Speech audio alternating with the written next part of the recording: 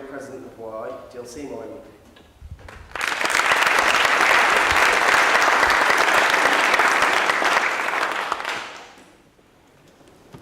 Well, I actually had a theme given to me by the guys called The Battle in Brussels, and I apologise if some of the bits I'm going to talk about have been touched upon through this morning. And the fact that Tom's just said that I feel I'm one of the young guys, I am. So I'm just going to touch back to you guys. Do you remember your first day at senior school? That feeling of trepidation as you walk through those giant gates, if there were any, not knowing your way around, who to talk to, who to avoid eye contact with, who's going to try and play a mean trick on you or offer you a genuine helping hand. I'm sure you remember that you were frightened, excited, confused, anxious and nervous, trying to avoid the classroom bullies and determined above all to try and fit in. Well, I can tell you, entering the European Parliament in Brussels on my first day as an MEP was just like going through those same emotions all over again. A maze of corridors, whispered conversations, floor after floor of mysterious offices, and lots of people who seem to know exactly where they are going and what they're doing. A bit like Hogwarts, but without the magic. There's no shortage of bullies at this particular school, people who expect to simply agree with a pro-European point of view and don't see why they should have to be listened to for reasons.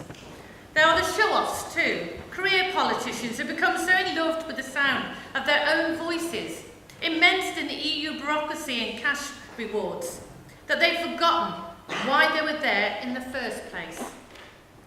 But there are some friendly faces as well. UKIP is part of a group, Europe of Freedom and Direct Democracy in Brussels, which includes fellow MEPs from France, Czech Republic, Latvia, Lithuania, Sweden and Italy. And it's going to be fascinating getting to know our allies from other parts of Europe over the coming months.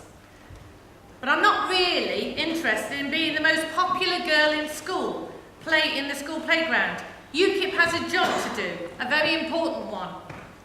These are anxious and troubled times, and our politicians are doing nothing in the face of the dangers growing all around us. There is too much political correctness, which is stifling free speech. There is too much leniency in our legal system. There is far too much uncontrolled immigration from the EU, making it increasingly difficult for our own people to find jobs. People ask, why is our party wanting to be represented at the EU when we are campaigning so strongly for Britain to pull out of it? Well, that's an easy one.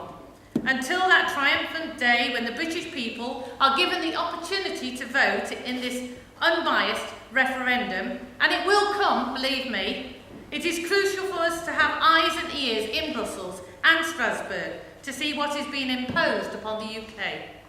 To raise awareness just how far the EU tentacles have reached every part of British life. And to make people realise that almost every day, without any kind of fanfare or fuss, more decision-making powers are being taken away from our country. People need to know the truth and what goes on at the EU, and UKIP MEPs are the only ones prepared to communicate to the British people. Unfortunately, in the EU classroom, most of the other parties are too worried about being hauled into the headmaster's office and sent off to sit in the naughty corner. But not UKIP. We're not frightened to put our hands up and ask the teacher the awkward questions. And like all good school pupils, we do our homework.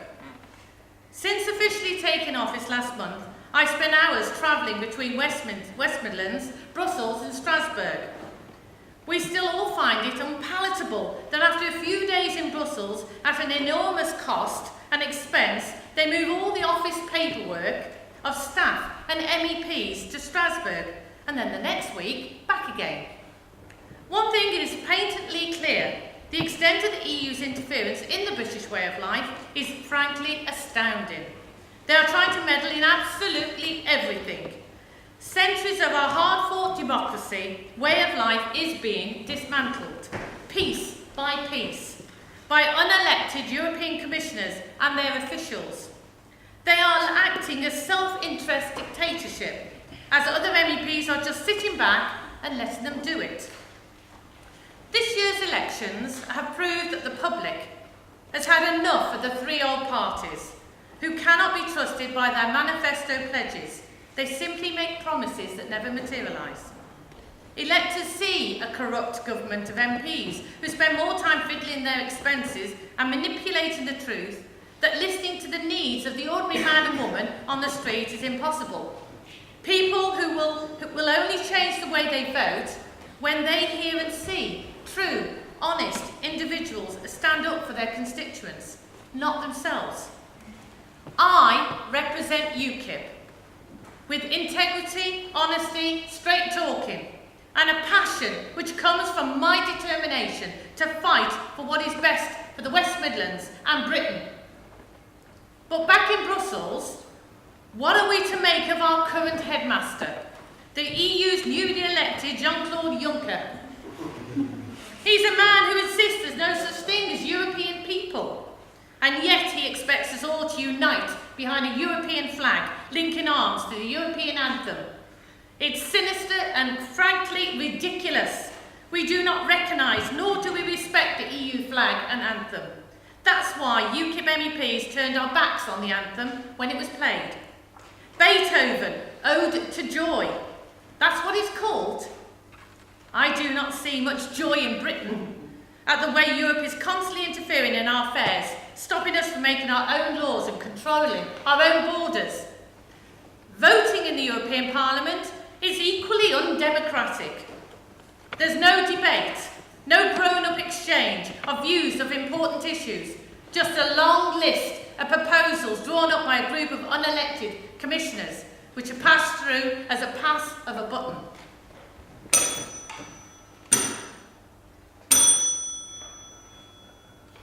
There goes $1 billion of legislation, no doubt the expense of the UK. Nobody really knows. Push of a button. The staff at Parliament, well, let's call them, for those that remember, school prefects. They're nice enough, but they are cautious too. They know that our aim is to abolish the European Parliament altogether and destroy their jobs. They do their duty, but they can't help feeling that they don't work for the UKIP delegation quite as diligently or thoroughly as they do for the other parties. Our documents seem to be receiving extra scrutiny too. And when it comes to speaking in the chamber, you can barely get minimum time, and even those through gritted teeth with one eye on the stopwatch. But we will not be gagged. And if you haven't seen Nigel Farage's brilliant response to Mr. Juncker appointment yet, check out the YouTube. It's political gold. Or shall I say, epic. And so, our battle in Brussels is twofold. First, against the other parties who want to increase the power of the organisation which pays their ridiculous salaries and expenses. And second, against the bureaucracy of waste and corruption of the European Union itself. Yes, corruption. That word that the EU thinks applies to everyone apart from themselves.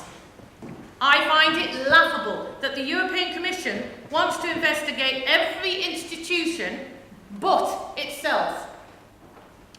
I have refused and has refused sanction an independent investigation into its own affairs. Do commissioners not realise that the EU is beyond a byword, or it's become a byword, for corruption and waste, and that a blinkered approach makes them a laughing stock? After that magical election night in May, UKIP is now the biggest British delegation in the European Parliament, and yet we are still essentially powerless. To make a difference here in the West Midlands and right across England, we must strive to be successful next year in the general election. We must start to attack the major parties where it really hurts. In Westminster, the weapon of mass destruction that only UKIP possesses is the truth. We need strong, well-informed candidates to come forward from our ranks of new and existing members to show that we are a credible force in this countryside. We need to build on concrete foundations which we built in May and local elections to take this party to greater heights. I'm proud to be elected as the UKIP transport spokesman, and I'm looking forward to playing my part at the National Conference in Doncaster next month, where we will be spelling out some of our policies. Watching the Commonwealth Games, we remember there was life, freedom and trade with the world before the political union with Europe. And there is every reason to believe we will return to this happy and prosperous state of affairs again, including Europe. But there's more to UKIP than the campaign to pull us out of the European Union. We're not a one-policy party. We do talk common sense on planning, transport, energy, health, free speech, crime, immigration and our economy. What is HS2, rail link, going to do for the people in West Midlands? Absolutely nothing. Well, that is not strictly true. It is likely to destroy ancient buildings, woodland and thousands of acres of productive farmland, ripping apart villages and the habitat of so many animals. Where's the protection of our countryside and wildlife? This is a vanity project and nothing more. That's why I want to see it abandoned in favour of much needed improvements which benefit our local public transport network. Of course, there is an alternative reason for a strong backing by the government. It is part of the EU's integrated rail project. How many more wind turbines have to be built, some as tall as Big Ben, in our countryside before tourist industry and our skyline is ruined? I am fully behind the party's call to scrap turbine subsidies. The hype about green credentials and these ghastly windmills have been proclaimed far and above the truth, their efficiency and facts. We need to keep our energy-efficient coal power stations online until other cleaner production methods are ready to supply our power. Then there's health. How can large towns in our region find themselves in danger of losing their hospital, accident and emergency departments, major critical services, at a time when our population continues to grow? The number of people in Great Britain is still rising, thanks to our open border immigration policies. So it makes no sense to be contemplating the closure of any departments in any hospitals. The potential closures are in contrast to the real need. We need to be investing money into our National Health Service, helping to fix many of the deficits that we are all experiencing, not taking money and crucial services out. The NHS has prided itself at being free at the point of need, and it needs to be available where and when people need it. The same goes for GP surgeries. I will campaign to see more of them opening in the evenings, making it easier for full-time workers to access them where there is a demand. We do not get sick between Monday to Friday, 9 till 5. Let's engage local people by allowing them to make decisions that matter in their local communities, instead of leaving it to the faceless, disinterested bureaucrats.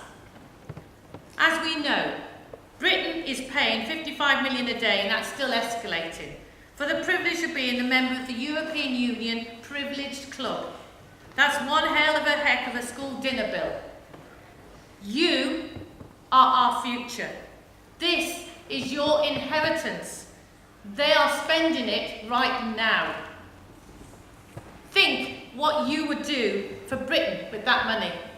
Certainly helping hard-pressed families who have sought food banks to survive, supporting the elderly who are in real need, putting money back into vital public services, supporting small and medium-sized businesses, maintaining our transport infrastructure, and for those of you in the room, maybe some of you, relieving students of a lifetime debt after universities. On social housing, we see there is a need, but not at the expense of local communities. It must be for them to decide, not planning officials and local authorities who may receive cash incentives to pass unacceptable planning projects. Of course, we all know some of the biggest problems have been in the House of Commons in recent times. The main political parties play ping pong ball with the issues they think they're most likely to win them votes. They hide their actions in smoke and mirrors, trying to sugarcoat them with spin, and communities get caught in the crossfire. But the public now see through them, and it's not to be treated as mindless fools by the so-called three main parties any longer. Anyone who knows Jill Seymour who knows this. I am not someone who will just tell you what I think you want to hear. You no doubt know what I really think, that I will stand or fall by my work I do for the electorate, the campaign and the hours I put in, and the results that I achieve. It's time for politicians to reconnect with the constituent, for voters to feel they can talk to politicians as equals, and to know they are genuine local people representing their interest. The electorate deserves politicians who will walk the walk, not just talk the talk. I'm from a farming background, living most of my life in rural Shropshire.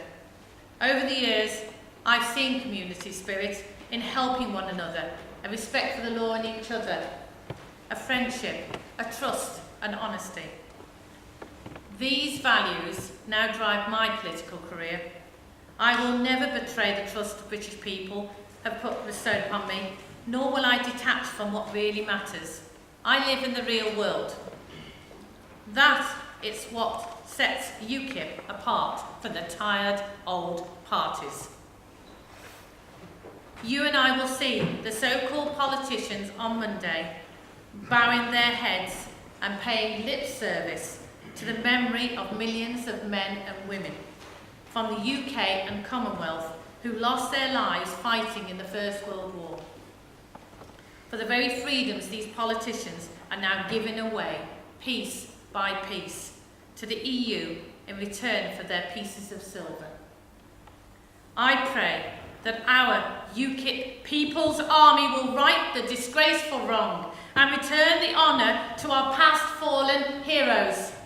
So let's start now, further turning the present political establishment on its head by winning Westminster next year. Are you up for the challenge, guys? Yes.